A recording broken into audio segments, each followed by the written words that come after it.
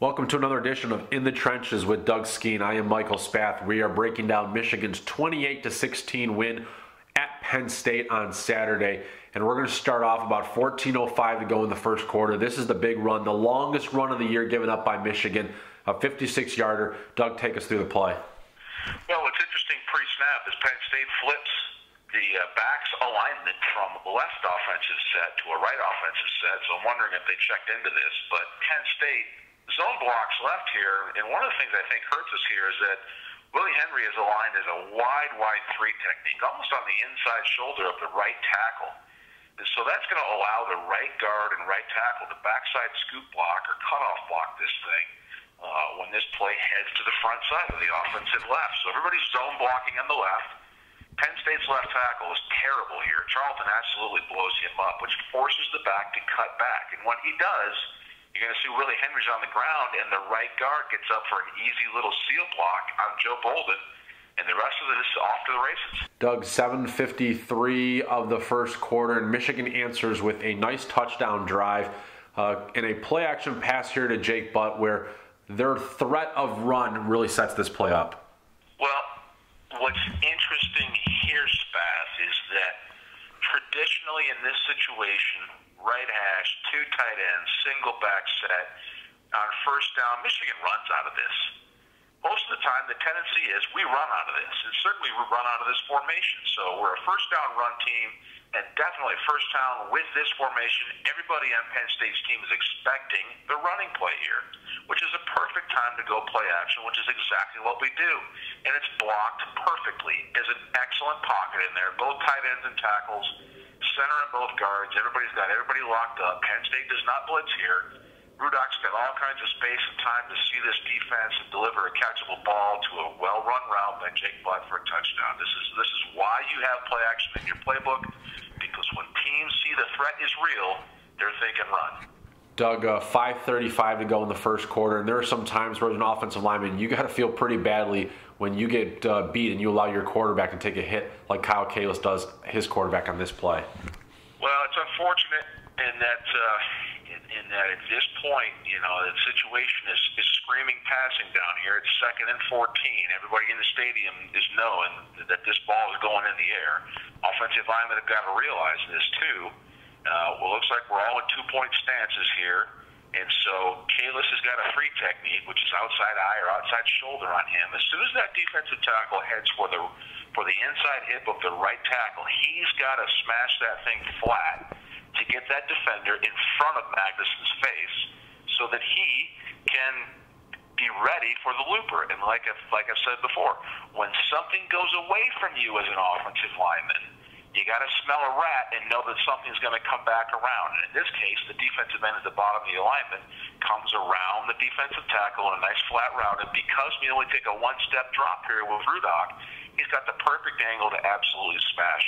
Unfortunately, this one's on Kalis, and he's got to move past this kind of thing in his game to develop his game to get to the next level. Doug, 12:30 of the second quarter, and I wanted you to look at this play just because of the absurdity of it. Maybe not the absurdity, just the fact that it never gets called. A holding call against Willie Henry in the middle to free up a linebacker blitz. Well, Spath, this technique is as old as the hills in defensive line and defensive blitz play. These guys are coached. They know, Henry's knows that Ross is going to loop around into that A-gap, and he's coached to grab a hold of that center and engage and not let him protect that gap. And so when Ross comes around, he's free to get up through there, which he does. Now, you can clearly see that the Penn State center is recognizing, I see his helmet here, he's looking over here trying to pick up Ross, and Henry's holding him back from doing so. Now, 99, 98 times out of 100, this never gets called, and we get a sack, and we move on with a great play for Michigan's defense. So what's irritating is that this gets called because it happens so often, and so you rarely, if ever, see this call made. Now, the Penn State center sticks his arms up in the air like he's being mugged in the back alley, and I suppose by rule he's right. It is a foul, but I guess in the long run here, we still hit this quarterback. We still hit him on the ground, which has a positive effect for Michigan's defense, and that quarterbacks hate being hit, period, whether the center's being held or not. So we'll still take it as a victory. Doug, 8:10 of the second quarter, and this is one of those plays where fans watch it and say, Davion Smith just does not have the speed, the acceleration, the vision to pick up a positive yard on the cutback lane. You look at this completely differently, though. You look at it from where the offensive line failed him. Well, I think that I know this is the old pull the guard. We used to call it 46 and 47. You're pulling the backside guard to the front side linebacker. In this case, they're going to run to the right. So we're going to pull left guard, Ben Braden, around here, and his target is the front side linebacker over here on the right side of the offense. The problems develop when Braden comes around there. He hesitates for just a moment, and that hesitation gets in Smith's way. Smith can't wait and sit there and wait for Braden to make his move. So Braden's got to be a little quicker to make his decision and get up in there. And so you sort of turn into that plumber guy where you just get in there and fix whatever the problems are. You start pushing the pile. But you're going to see here, Smith is ready to pop up in here front side as he's coached and as this play is designed to do. But when Braden hesitates and chops his feet for a moment, Smith has no choice but to find daylight, and he sees it out of his left corner of his eye. So he pounds it up in there for a few yards. This play was designed to go right. And a little quicker decision-making out of the left guard would have kept this ball right. Doug, 5:55 to go in the second quarter, and a odd play call by James Franklin, as you just pointed out, and Taco Charlton cleans up, which is an easy play for him, considering how they run the read option here. Well, it's interesting that Penn State thinks they're going to run read option with Hackenberg as their potential run threat, which I don't buy for a second. So the whole Penn State offensive line is going to zone left, and by design, they're going to leave Taco Charlton unblocked. He technically is the read man. When he bends down the line to chase the running back, the quarterback by design is told to keep the football. But in this case, he can't because Thomas comes flying up in there, and he's got the quarterback covered because he's assigned off the edge. They run a little blitz here. It's perfectly called defense against the perfect offensive play. Charlton's free to crash down the line and smash the running back when he has to cut back because the left side of the Penn State offensive line stinks. And so when he tries to cut back, Charlton is there to kill it. Doug, we normally talk offense or defense. Very few times we ever talk special teams, but here's a blocked punt, and I want you to take us through just the difficulty it is for the line trying to block these guys and just the failure of execution here. Well, I think it's difficult for guys that aren't used to playing line and blocking and used to doing what the offensive linemen are doing with regularity. And what this offensive front here is being asked to be offensive linemen just for a moment here. So you got Grant Perry lined up at the right tackle spot, and he's trying to come all the way down into that B gap and stop number 25 from penetrating here. And he's a full man removed. So Mr. Perry here does his best by coming over, but unfortunately, all he gets is just a little chicken wing or a little push on him. He's got to figure out a way to set over there a little flatter and take a bigger chunk and redirect that defender. And that's the same case over on the left side with Ben Gideon. Same thing. He's pivoting in his stance and turning toward the sideline. He's got to figure out a way to get a little bit flatter and redirect these guys.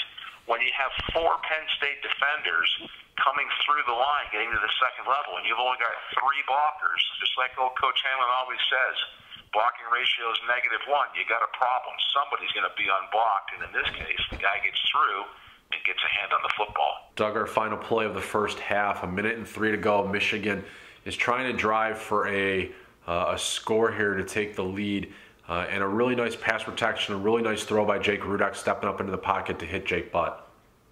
Well, what's awesome about this, Beth, is that Michigan is showing pass. We're in 2-point stances across the front of the offensive line. We're letting everybody know, yes, we're passing the football. And this is why you do the pass pro drill all the time in practice.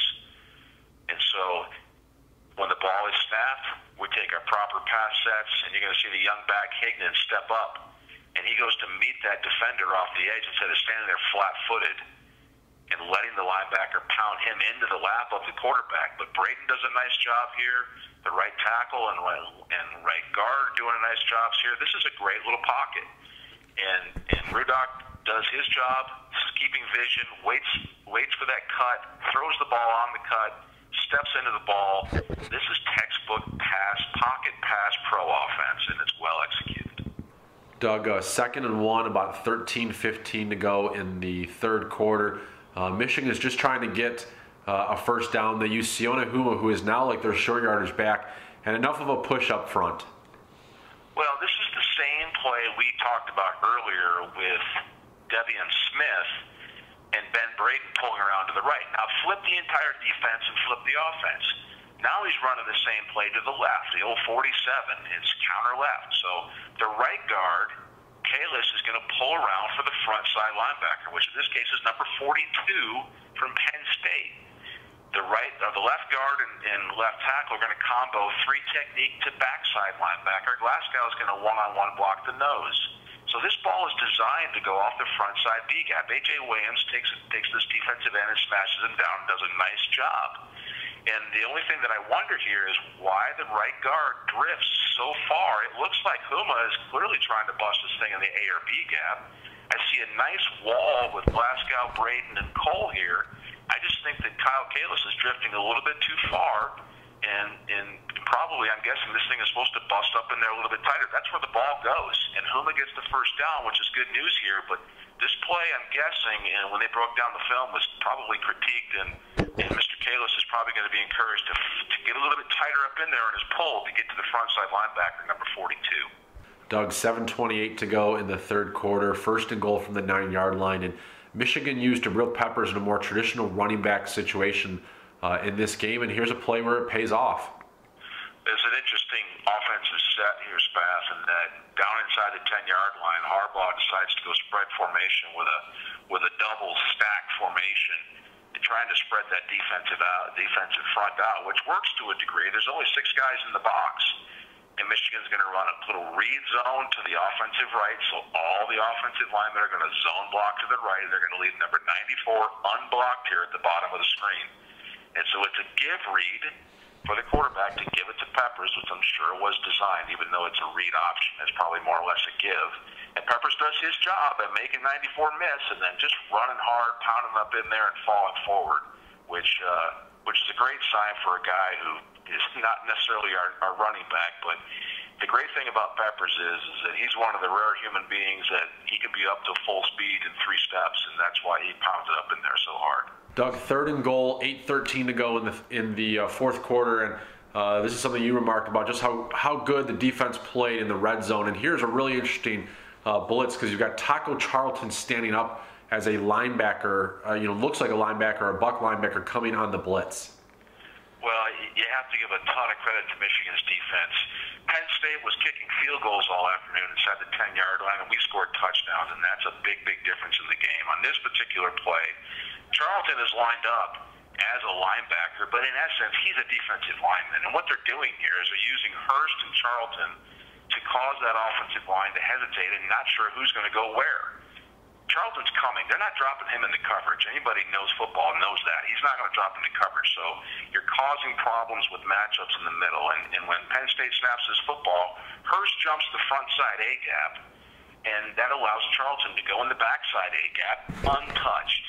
And so there's no one to block him because Penn State sets their back to protect off the right edge. Now you got Taco Charlton, all 6'6" of them up in Hackenberg's face. He's got to get rid of it or take the sack. And you don't ever take the sack down here, so he's got to throw the ball quick, and it's incomplete.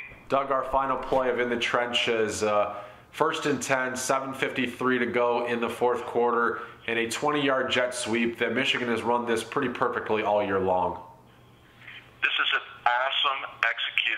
awesomely executed jet sweep here, starting with the left tackle, Mason Cole, who cuts the defensive end on the ground, and then the second and critical block here is Devian Smith comes over and cuts the front side linebacker. Penn State's corner at the top of the screen is in a man coverage, so when Darbo runs him off, he's got to go with him. And you combine that with the 2 awesome cut blocks in the middle, and the whole edge is there. And it's a great, well-executed jet sweep by Michigan. And if Eric Magnuson could run a 4.4, he'd have ran down that safety from the backside, and this thing might have gone all the way for a touchdown. But until then, this is still an awesome football play. All right. Well, that is In the Trenches this week with Doug Skene. Doug, thanks so much. We'll be back next week, hopefully talking about a Michigan victory over Ohio State.